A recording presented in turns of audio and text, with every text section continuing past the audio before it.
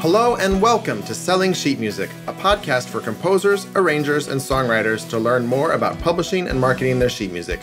I'm your host, Garrett Breeze. Thanks for listening. This podcast is brought to you by HolidayChoirMusic.com.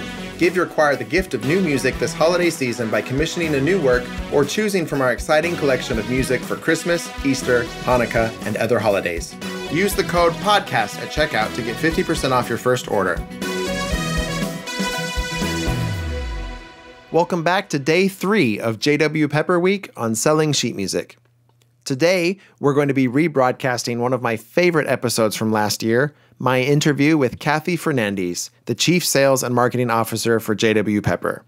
Among many other things, she's responsible for overseeing direct mail, online, and social marketing for the company, and her position gives her a unique view of the industry, which I think is really valuable. Composers, don't forget, if you haven't signed up for MyScore, this is the week to do it. You can use the code PUBLISH20 to get 20% off that initial fee. Thanks for listening, and here is Kathy Fernandes. Kathy Fernandes, thank you so much for coming on the podcast. Welcome to Selling Sheet Music. How are you doing? I'm doing well today. How are you, Garrett? I'm doing great. I'm really excited for this conversation because we've spent a lot of time on the podcast up to this point talking about marketing and the need for composers to do it themselves. And I've talked to a lot of really brilliant composers who have a lot of great ideas of, how they've done things. But you're the first person I've talked to that has sort of that company-wide perspective, who can really talk about, I guess, some of the more traditional things, but also how it interplays with just the sheet music industry as a whole. So anyway, I'm just really excited to get your perspective on that. But before we jump in, could you just describe your background as a musician and your role within J.W. Pepper? Sure. So I come out of a teaching background. I was a middle school band director for 8 years. And actually, I still taught privately for many years. I still perform. I'm a flutist. I play at my church every week and do all that. So like many of the people you'll find here at Pepper, there's a lot of musicians. My role at Pepper is the Chief Sales and Marketing Officer. Pepper is a specialty retailer. Obviously, our specialty area is music. So we're really charged with knowing the needs of music teachers, of music directors, and trying to match up the music and the music products that they need that'll work for them, right? So we're a professional resource because the people that we're serving really are professionals. Even some people aren't getting paid for their work as a director. Some are actually volunteering their time, but most are being paid. But even the volunteers are highly passionate. And so we have to kind of meet that. And my role is to take kind of the business side of it. We have products that we need suppliers for, and we need a mechanism to get it over to the customers and to match the right products to the right people. So that sounds kind of easy. It's a couple sentence explanation. It's extremely complicated, but that's what I oversee. So I oversee the areas of marketing, product, which is a lot of music professionals, people that have been in different roles or are still in those roles as directors, looking at the music that comes in, looking at the products that are out there, and trying to gauge their applicability to different markets. We also have a creative team that helps us look and feel the way we look and feel as a company. Everything from video to blogs to, the ads you see, our logo, everything, right? That's all creative work, which is also really fun to be with teams that are also musical and creative and can do that type of work. We have a flute player who's our copywriter. We have a percussionist who is our videographer. So it's really kind of fun to watch these creative worlds collide beautifully in a role. And we have a marketing team who, again, an awful lot of musicians. It's not a requirement, but it really helps. We have people that are running our catalog production is a bass player. We have our email marketing and our social media channel. We have a wonderful keyboardist who's our social media coordinator, and our catalogs. I think I mentioned was a bass player. So it's we have different channels that we monitor. We have an e-commerce site, and that actually our director of e-com is a flute player, and the members on her team are also musical. So I keep mentioning that because it matters in the understanding. We're not a specialty retailer in motorcycle parts, right? It's all about music, so you have to have that deep level of understanding. And we kind of have that throughout the team. So my job is to coordinate staff and put our resources, put the company, if you will, the investment that we make, any business does, right? We do in our home budgets. What are you going to invest in different areas? Where is it going to be most fruitful? Where is it going to have the best impact to sustain what your customers need, which in the end sustains your business? So I'm a musician who has learned an awful lot about business. That's really what it comes down to. So what's the day-to-day like? Are you sort of the idea person, like writing it on a napkin and then telling the team, go build this, or how does it work? It would be great if people were sitting around waiting for my great ideas to happen. But in reality, it's a team, right? So someone's great idea very likely is coming from another member of the team. There's over 60 people in my part of the company. There's a couple hundred people total in the company. Great ideas come from all over, because whether you're in the actual marketing area of the company or the account management side of the company where people are really working with customers one-on-one, or in customer service, or in inventory, or in the distribution center, people will see things that can be better, right? And we can find a better way to do things. We're getting feedback from customers. Maybe we got a return from a director that said, there's something wrong with this. And okay, well, let's take a look at that. Or we're getting feedback that something could be better on our website. So we have a team on the IT side, the e-commerce side, who will take a look at what we can do better. It is very likely a good idea is as likely to come from the customer base, right, as it is from our team. What happens is when we get that feedback, it can help give priority to something that we need to move on more quickly. No company has endless resources. So my job on a day-to-day basis is to look at what the teams are engaged in, make sure we are giving the employees the best opportunity to execute their work well. Everything like work environment, workload, what systems are they working with, what is the staffing level, all of that. Much like a director, right? So think kind of like, with your ensemble. If you're directing an ensemble, you have to make sure everybody has a place to sit, has a music stand, has their music, has their folders, has proper lighting. So there's some real basics. You're setting the stage for the group to move forward. And throughout your day and in planned meetings and in many unplanned interactions, people will bring forward the what ifs. Could we do something better? Is this a problem? Occasionally that goes from me to them. But just by sheer numbers, I'm going to get more from the team, which I absolutely love. Do you find that different kinds of music has to be marketed differently? Like, are there things that work for promoting piano music that don't work for band music or whatever? And how do you make those determinations? Obviously there's customer feedback. Is there other market research you're doing, or do you just kind of keep an eye on sales and as you try new things go, oh, that worked. That didn't work. What's that process like? It's an art and a science. Absolutely. And it is very different for different types of customers. We have, like I said, we're a specialty retailer, but that's kind of a lie. We have a slew of customer groups. So when people say a customer segment, when you're marketing, those are, the terms you use. We need to be extremely aware of the needs of the different segments of a group of people. So if you have, let's say, choir directors, all right, fine. If I said that to somebody who is not in the music area and said, it's our choir director segment, they would think that's one segment. And of course it's not, right? It could be somebody who has children's choir, or maybe a children's choir at their church. Is it a school or a church? Is it middle school? Is it high school, college? Is it a community group? Is it a children's community group? Or adult? Is it an aging choir? So what is the intent? What is the performance menu? Who is doing the performing? So it immediately gets really complicated. As we are looking at our marketing, we do look at history because music does have a beautiful cycle to it. We have times when groups tend to perform. Marching band, you usually think fall, right? At least for the field shows.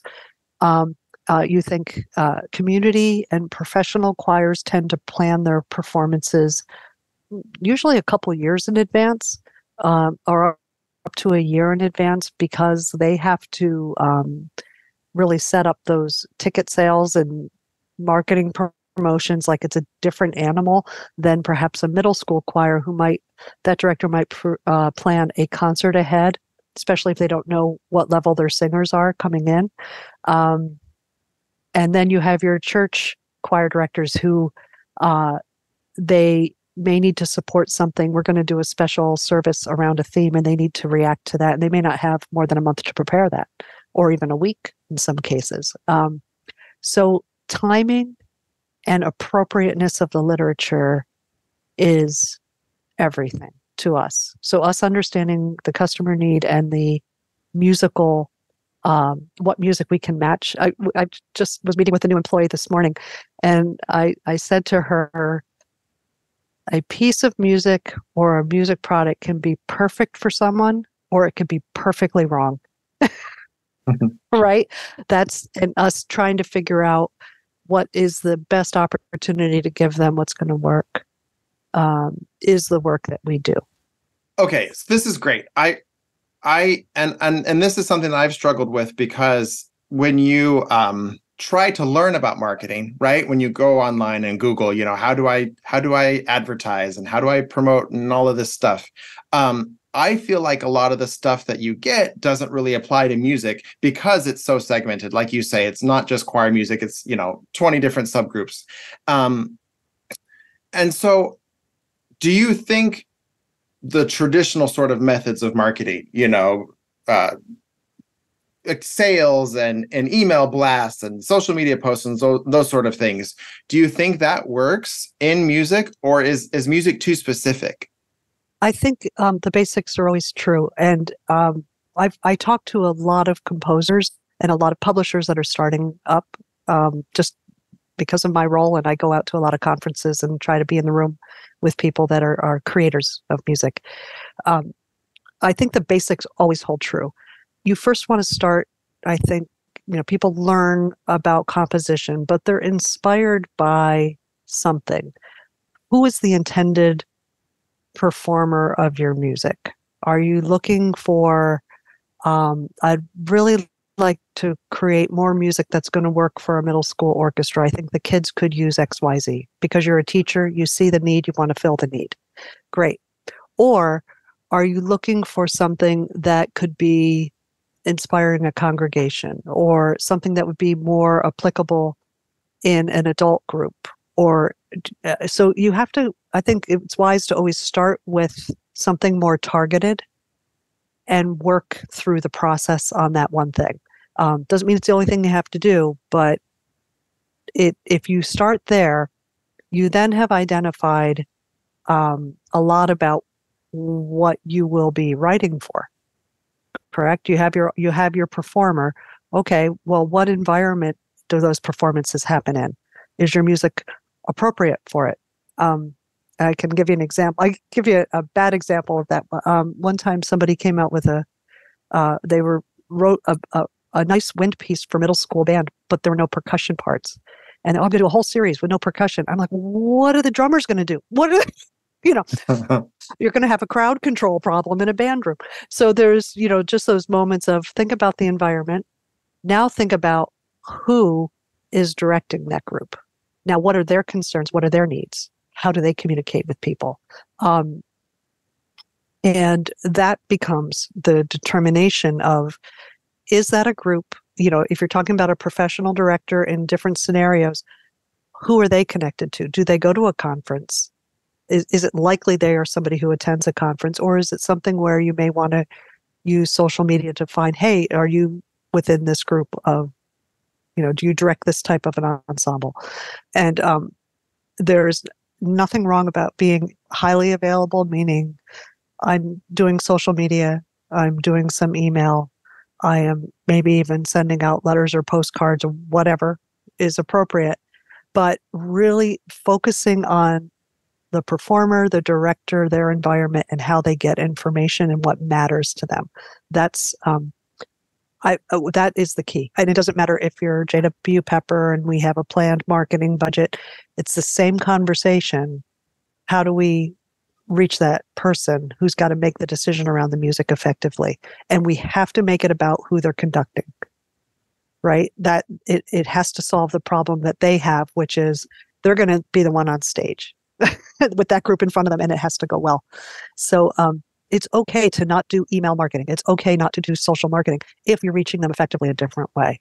Well, I think the hard part is just how do you find them, right? Like you've I think really brilliantly summarized sort of the issues with not understanding who you're selling to. But when you're first starting out, especially like finding those people, that's the hard part. Do you think social media is the answer? It's really helpful. Networking is probably the biggest answer. So how you do that could be you may have a friend who, and by the way, I recommend this very highly. Whoever your intended performing group is, have someone, and you have to find them through a network. You could offer to be like a composer in residence comp kind of thing, right? Where you have, let's say I'm writing for middle school orchestra. I have an orchestra that is somewhat close by where I reside, where I could say, I would like to have your group try my piece. I'd love to be in the rehearsal. I'll have to get clearances to be in the school. You have to do a little, make sure, that schools have to follow their protocols, but I would like to be, tap in and just come and watch your group perform this piece, have you work it with them. Because a couple things can happen. First of all, you're going to learn a lot about how things really work in that setting.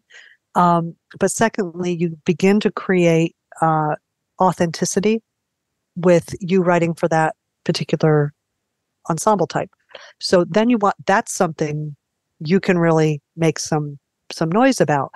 Maybe you can't get pictures of the kids because of privacy stuff with the district, but maybe you and the director could take a pic and say, I'm going to put that out on social media and say, I just heard my piece performed by this, and maybe a quote from the conductor, right? Like now it's not advertising, it's actually validating what you're doing. And that becomes more important than saying, hey, I wrote this new piece, right? I think that's the kind of quality. You put so much into the compositional process. It's really just looking around that and seeing who could really validate that this piece is on point and really works in this for this type of performing group. And then if you do that, you do it again, you start to create a network. These people are connected to other people. Certainly use LinkedIn. A lot of teachers use LinkedIn. They kind of set them up. Directors are often set up in LinkedIn because of their training. It's part of the college thing now, right? Everybody gets a LinkedIn. So use those connections and see who knows other people and say, hey, here's something you might be interested in if you'd like to hear my piece. I think some of those grassroots proving grounds are actually critical. When they're not there, you end up having to face it at some point or another, right? And so you want to control that as best you can and really tap into networks of people and be the person that introduces one director to another in the same area and say, Kathy, you might not know Garrett, but I think you guys would love to talk. I think one of my colleagues did that for us, right? To talk today. They said, shout out to Isaac. I think you guys might want to talk. Yeah, shout out to Isaac. He was our connector.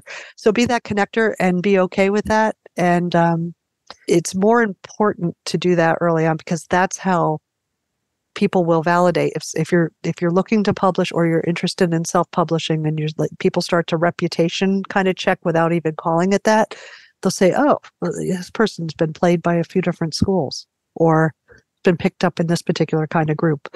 It starts to show itself down the road. So how do you decide what to post on social media? I've been looking at the JW Pepper accounts over the last couple of weeks to prep for this, yep. and it's rarely more than once a day, at least on Facebook. Yep. And with a company of your size, there's so much stuff you could be saying. So how do you whittle that down and decide what are we going to put out? Yeah. So there's an awful lot of noise in the world. There's an awful lot of noise in social media.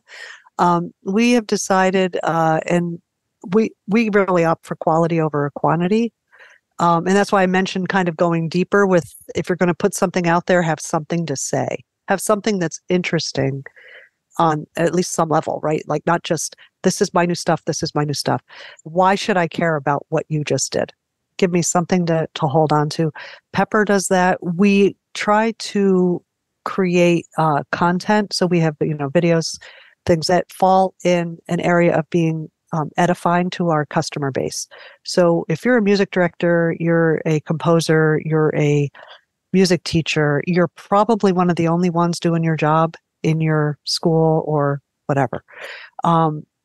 It is really nice to know that people understand you, care about you, want to build you up in that role. That's not always the case. A lot of people feel kind of like, is anybody else, hear what my needs are? So we try to create content designed to edify. So for instance, we created a wellness page on our website, lots of resources on it. Everything from hearing protection, which a lot of musicians would benefit from, how to be aware of taking care of your hearing. We just posted a video, which you may have seen come through on the social posts, on physical warm-ups, especially for marching band. For people that are the marching bands, it is a extremely physical activity, and it's only gotten more so over the past couple decades. So just we have a very brilliant choreographer and dance professor from Towson who showed us how he warms up the body and prepares it and cools it down literally for marching band because you need it. So we would rather spend more time creating something that is going to build up and add new information or maybe bring it together for musicians than, this is new. We'll announce things like Editor's Choice. That's a big twice a year announcement, if you will. The new products are in, come explore. We'll do that because we're a retailer. That's what we do. But we realized pretty early on that people get tired if you're just constantly hitting them with an ad like that. Nobody needs more advertisements in their life. So we try to stick more to the seasonal things, some highlighted stuff, and really value content. But it's a real decision, and you need to think about that as a composer or a publisher. How much do you want to support it? What kind of a time commitment are you willing to make? It's not insignificant. And if you're in it, you want to be responsive. You want to be able to have conversations. So if you post something and somebody goes, "This is the best thing I ever saw," or "This is the worst thing I ever saw," all right, you're in. You posted it. You should probably be engaged in that conversation. So you won't probably see a huge uptick in that. Have you seen things that you do on social media really move the needle in terms of sales? Because I feel like I've tried a couple of different approaches, and although I'm sure it's great for brand awareness and all of that, I haven't really seen it necessarily move copies of music in the same way. But, and my theory has always been because, music directors have a very specific time they're purchasing. And if you're not in that time, they're, even if they love it, they're not going to buy it then. And so from that standpoint, I feel like it does make social media marketing for musicians a little bit different, because if you don't catch them in the right window, it's out of sight, out of mind, because they're not gonna need it until next year. Yeah. So with social media, you don't often see the immediate sale come through. You may not see an immediate bump because very often someone will see a social media post, be interested in it, but if they work in a school, they might have to go get a purchase order. Or if the piece is something, hey, maybe I'll program that in the spring or next year, you may not see that be impactful for another 6 months, 12 months. But think of familiarity. The more someone is familiar, if you say the name Garrett Breeze, people that become familiar with that, it creates an affinity to your personal brand. And so you can go too far and badger, right? There's that fine line. But you do want to create familiarity. So really think about how you're using social media. Did you create something to fill a particular need? Talk about the need. That need is going to resonate with somebody. They're going to remember Garrett solves that need. And again, it preps. I think it more than anything preps sales, builds familiarity. Do you think for independent composers, it's better for them to operate under their own name or sort of pretend to be a publishing company? I mean, they are a publishing company, but in terms of the branding, is it better for me to be out there as Garrett Breeze and trying to be the personality, going viral and all of that? Or is it better to be sort of, Breeze Tunes Productions, and here's our quarterly, catalog of new, folios coming out? I think it's a career question and where you see yourself being further down the line. And it may depend. Is composing going to be your pay the rent, pay the mortgage? Then you may want to look at, okay, how am I going to scale the business to support that? Or we have many composers who have teaching gigs or performing gigs and directing. They love it, and composing is a passion, and it's great. And anything they get off of that is but it doesn't have to pay the rent and the mortgage. Like you think of that determines, it's a personal decision on that level. But you mentioned, I love that way you said that, because Garrett Breeze, it doesn't have to be Garrett Breeze Productions. It could be. But you could also tap into that breeze and do something so it allows you to both be personal and has expansion to others. And we have there's a number of self-published composers who have a network of composing friends, and then suddenly it's, hey, let's make this something bigger together. So just being thoughtful and trying to plan out where you realistically see yourself wanting to be as a composer professionally, as a self-publisher, I think that's the key. There isn't one right answer. It's there going never to depend is, on where. but I still have to ask it anyway. I know, right? I wish it'd be great. If I gave right answers all day, it'd be a line at the door. Many, if not most of the composers listening to this podcast will have at least a couple of pieces sold through Pepper, either because it's distributed traditionally through one of the print publishers, or they've uploaded through the MyScore program. What do you wish that we, the composers, were doing to market those pieces? What could we be doing that would make your life easier? Think about solutions. We are always looking for the solution. So I mentioned we have people that walk the walk looking at the music that comes in. So the more clearly you can draw the line between, in this situation, this piece is spot on perfect, right? And talk about that. Talk about it in your social media, or talk about it with your network of directors, or and think about that. I mean, it can be simple things. Grade 2 band piece, if something's in compound meter, well, that's a solution because teachers have to teach that, right? So it depends on, again, what your performance group is, but try to see what makes the director say, I really do need to teach this piece, or I really needed to work with this type of composition for my adult singers. I wanted to expose them to either more independent parts or less independent parts, or more limited range if it's an aging voice or whatever. Call it what it is, but try to look through the lens of the director. And if you don't have that role, find somebody that you can use as a kind of a partner in that, and just say, what would you see here? I think the more you can do that, you're prepping the answer, your musical answer, to be really on point for the group you're intending it for. It will show itself. And a lot of the work established publishers do that have editors, a lot of that work, and that's what Pepper always recommends, if you can get published, because publishing houses have editors who will walk that walk with you and go through the process. And sometimes it's a painful one, right? It sometimes be like, but that's out of range. But it may not be that just a range consideration. It might be the approach of the note is very difficult, or maybe it's fine. But again, that's where kind of that somebody to walk with you through that, and being able to say, this works really extremely well in this scenario. It solves this need that you have. It's really, really basic retail stuff, right? But very musical. It's interesting. I'm going to throw one other thing in there, because I work with a lot of publishers, and be open and see that as They're not trying to change your art. They're trying to help you find the mark that director you're trying to reach, right? Like, so again, that being open to it and seeing that there's a whole community that does want your works to resonate and to have performance, I think is important too.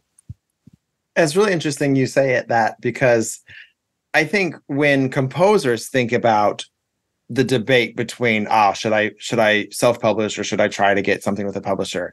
I think where composers' minds always go to is, well, I need somebody to market the music for me. I need somebody with that audience. I need help getting it out there, getting it in front of people. But anytime I talk to somebody in the industry like yourself, the thing they always go to first is the editors. You need an editor. You need somebody to mess with it. And I just find that fascinating, because that's not the conclusion that most, I guess, composers have a blind spot when it comes to that. Maybe it's just because they think, maybe it's just because they're too attached to their work.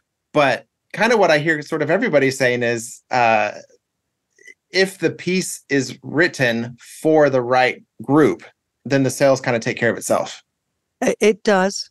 You have to consider how many groups are out there. You can also write yourself into, there's 4 groups in the country that could perform this. Okay, well then you've limited your market a little bit.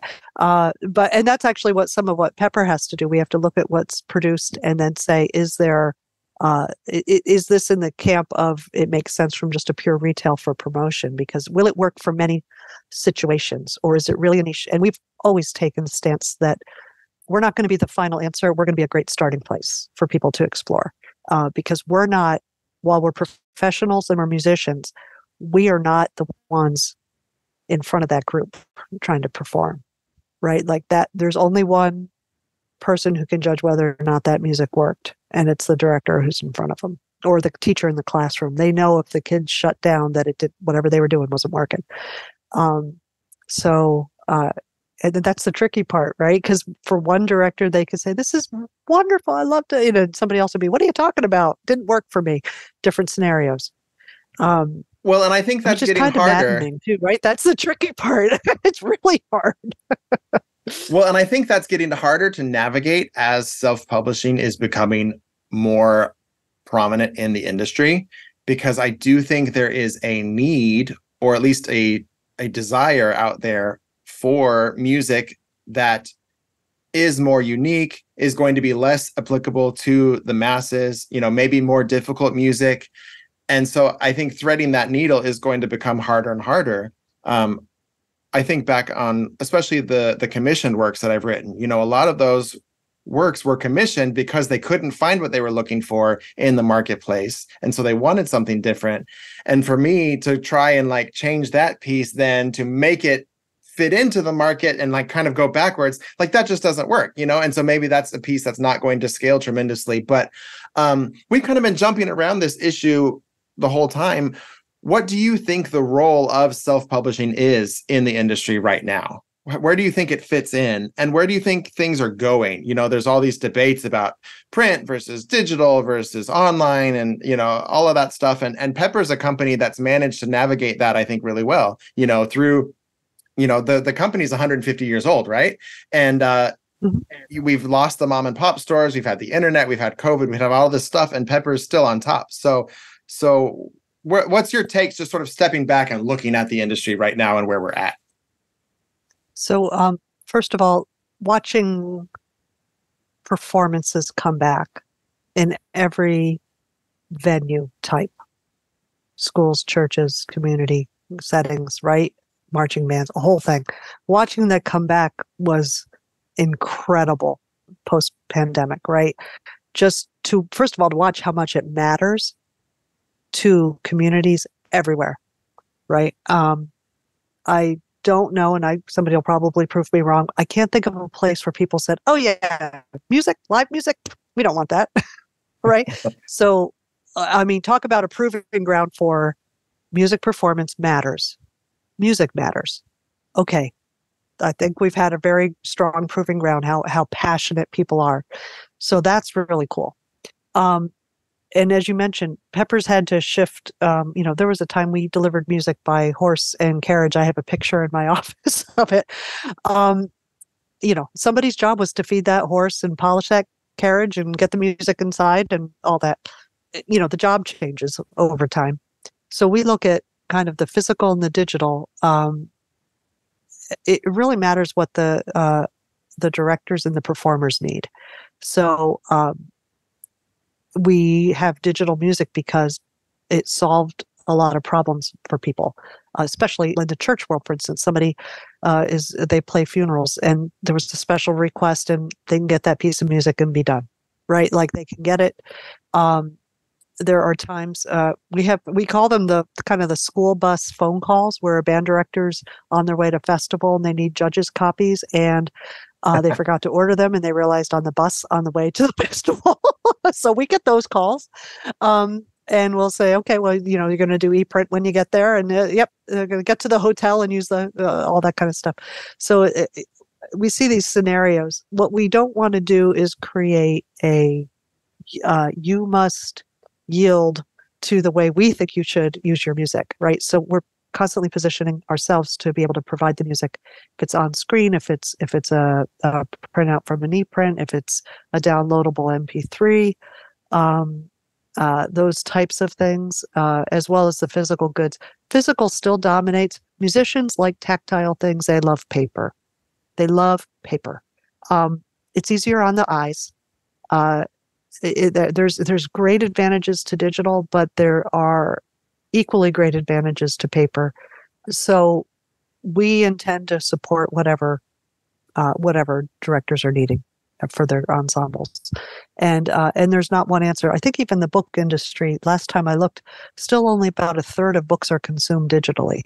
So 2/3 are still printed editions. And there's a reason for that. There's a tactile human thing about holding a book, owning it, right, and turning pages that's different than swiping. So, that's kind of how we navigate it.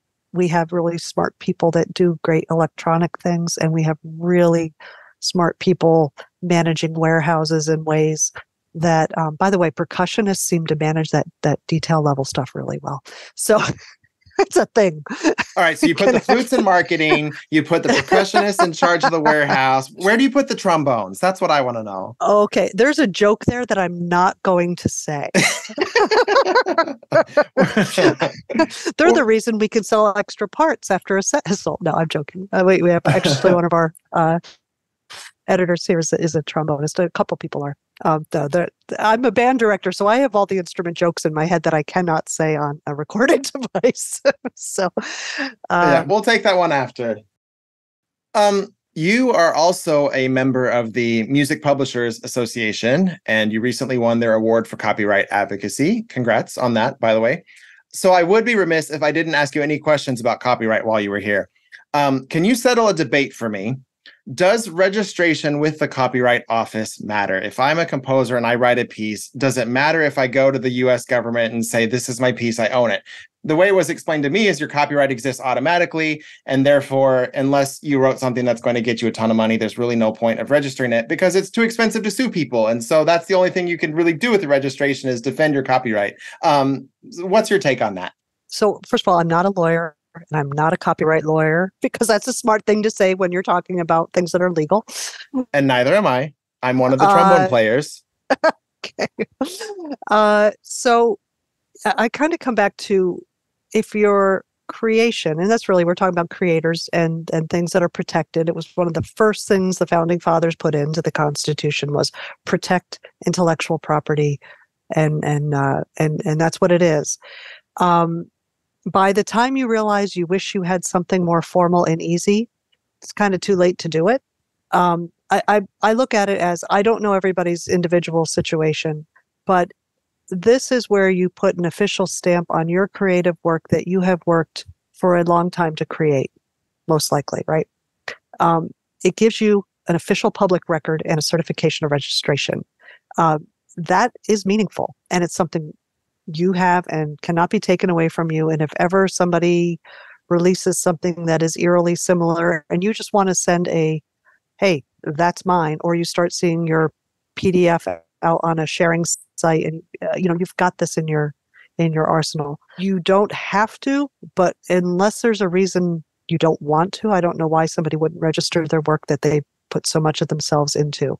It is, there may be occasions, this is where I don't know all of the legal background on this level of it, but there are times when certain organizations are called to task for use of copyrighted material. I don't know how often the registrations are called into those. You'd have to talk to a professional about that.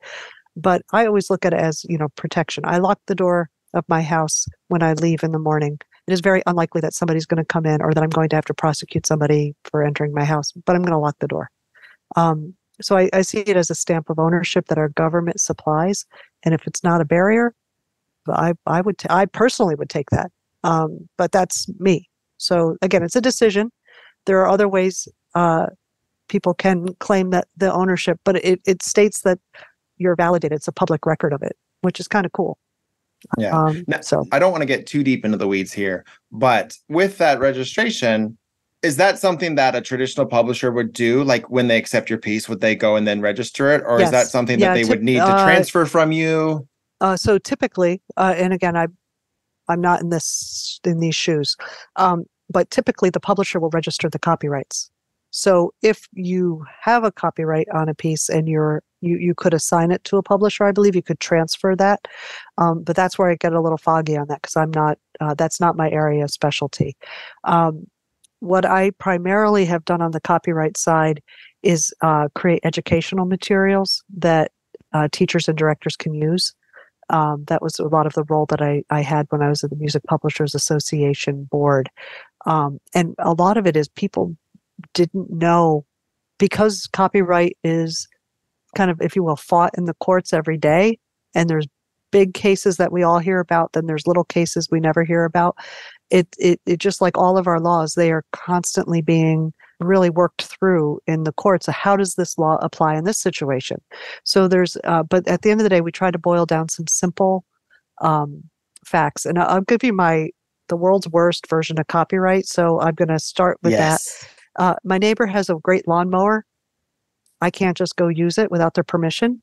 I can if they give me permission. It's not my lawnmower. That is my world's worst version of ownership, right? I can like it. I can say that's a great lawnmower. I cannot use it without their permission. And a creator has that right. They have the right to decide who gets to use their material. And that's the simple side of it. So somebody said, well, what about in this environment? What about in a recording? What about in a video? What about can I arrange my own version of it? All of that is like, again, maybe I want to, throw some cool stuff on the neighbor's lawnmower. I can't without their permission. That's a right that they have as the owner of that thing. So it's kind of playground fairness kind of approach, and I think for composers, the really important part is if you're going to allow something with your work, say so. So if you're like, you're going to get this, and with this, I allow you to do X, Y, and Z, state it clearly, think about what you want to do. There are resources for you if permission to arrange these types of things, you're going to get requests. If people like your music, they're going to want to take your music and maybe make it more applicable to their performing group. The Music Publishers Association is a terrific resource, mpa.org. They have example forms for permission to arrange, so you can utilize that. And this is not a commercial, but I'm going to make it a commercial. MPA membership is $50 a year for I think it's under $50,000 income publisher. They accept self-publishers. You'll be asked to submit a score so that there's some kind of quality check. Yes, this is a valid music publication, and they do a tremendous amount of work in key areas. One is education. They're constantly educating around copyright. So your creations are being, they're being defended in that way, right? Like, let's first start out by making sure everybody understands that you have rights as a composer and as a publisher. They partner with other organizations, much larger organizations that are also on the creators side, which is great. Get a lot of good work done. A lot of, working in Capitol Hill to make sure that rights are understood. And big organizations can help. We bring our voice to that. And another area that they focus on a lot is illegal use of the music. So, somebody grabs your music and puts it out on a file sharing site. Okay, well, what can you do about that? Well, this organization helps with that work as well, gives you a reporting mechanism to report that you've seen things. So there's a lot of good stuff in there for composers to consider. If you're considering this part of your livelihood, it's a professional organization for you. So I offer that. It's not a commercial, but yeah, I guess it is. So can we pick at that more a little bit? Because yep. I do see a lot of composers that get frustrated because, they will find a copy of their score ends up somewhere, a PDF gets scraped and put on a public, forum or something like that. And there's just this sense of like, sheet music is such a small piece of the pie that there's no real way to bring down the hammer. There's really no way to get people to comply because it's such a small dollar thing. It's like you're not going to go hire a lawyer to go after somebody for copying your $5 sheet music. You know what I mean? And so it kind of feels like we're stuck in a lot of ways. Do you have any advice? So this is the trade association okay. for print music publishers, and that includes self-publishers. Right? You have a mechanism to report the offense, and there's a process for which the organization notifies those that support that website. It's usually websites, right? That's typically what's done. And we can say it feels sometimes like whack-a-mole, like you take care of one offender and it pops up somewhere else. But what also has happened is, in many cases, licensing has been set up so that those files can be provided, which is good. Mm-hmm. But the whack-a-mole is worth it, because for every moment that an offending site is spending having to shut down, spin up, they are doing less damage. And there is real good work happening there. I doubt we will ever stop theft in the world, right? Sure. But if you don't defend what is yours, you're just exponentially going to be dealing with. You won't be able to get any income from your work over time. So it's the first line of defense. And if you intend to continue composing, I encourage people to consider, if they're serious about remaining in self-publishing, to have your entity be a member of that association. I think you'd find a lot of benefit to it. So I just offer that, but you can check out the website, and there's contact information there to talk to the administrative person. Yeah, and we'll link to that in the episode notes so people listening can go find that. Yeah. Let me give you a scenario I run into all the time. I'll discover an independent artist or an unsigned artist who's written a song I really like, and I decide I want to do an arrangement, so I reach out to ask permission. And they put me in touch with their lawyer or their manager, typically somebody who has no idea what to do with my request. And so when that happens, what should my response be? What's the easiest way to explain the rights that I'm after to somebody who's not really familiar? Because with songwriters, when they hear publishing, they're not thinking about sheet music. They're thinking about like the greater, song publishing rights, not like the physically putting it on the paper. And so I think there's kind of, I don't know if we get tripped up by the terminology or something else is going on there, but what's the best way to sort of, without overwhelming them, say, this is what I'm after, and like making it easy for them to fulfill the request? So you're asking, depending on what you're pulling from, you want to make sure you're telling them it's sheet music, because that's a category for them, right? Which I don't know any composers that say, I'm going to go write some sheet music. Nobody does. It's like so general. It's like, why would we say that? But to a person who's dealing with artists, that is very different than a recording, right? So make sure you're clear about it. It's sheet music. And if we think there's notation already out there, I want to do a derivative work. A derivative work is a way of saying an arrangement, right? And also, I mentioned that MPA, permission to arrange form. You could, in essence, kind of fill it out and send that and say, this is what I'm looking for. So you might have people use that to for your request, but you might also request and say, here's an example. So anything you can do to make it easy for the lawyer to understand and say, yes, that's fine, or no, this doesn't look like something we can, we're going to have to look at this more closely. But use actually more simple terms and state it will be for resale.